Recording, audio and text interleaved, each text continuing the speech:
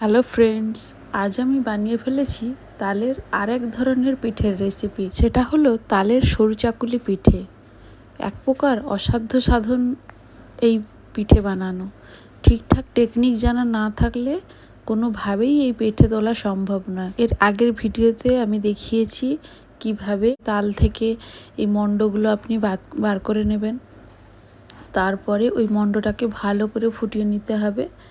তো সেটাই করে নিয়েছি। আর এদিকে আমি একটা ব্যাটার বানিয়েছি। আতপ চাল ভিজিয়ে রেখেছিলাম, তারপর কিছুক্ষণ বাদে ওটা তুলে একটা কাপড়ের উপর শুকিয়ে রেখেছিলাম। শুকে গেলে ওটা ভালো করে গুঁড়ো করে নেব এবং ছেঁকে নেব যাতে কোনো লাম্পস না থাকে ভেতরে। তার সাথে তালের মণ্ড 2 চামচ, চিনি 1 চামচ এবং 1 চিমটে লবণ এবং সামান্য জল দিয়ে এই ঘন একটা ব্যাটার বানাতে হবে। বেশি চিনি দেওয়া যাবে না, তাহলে কিন্তু পিঠেটা উঠবেই না কোনোভাবে।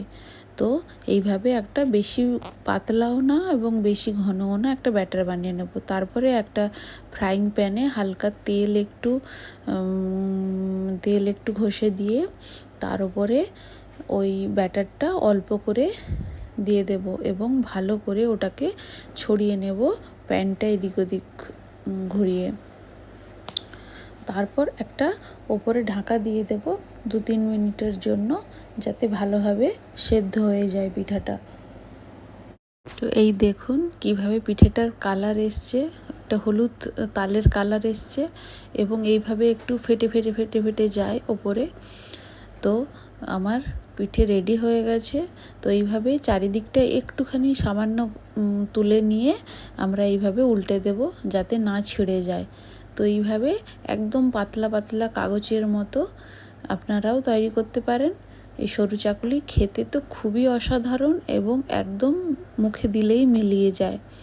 তো আপনারাও ট্রাই করে দেখতে পারেন এবং ভালো লাগলে কমেন্ট করে জানাবেন। আর এই রকম রেসিপি পেতে হলে আমার চ্যানেলে সাবস্ক্রাইব করে রাখুন।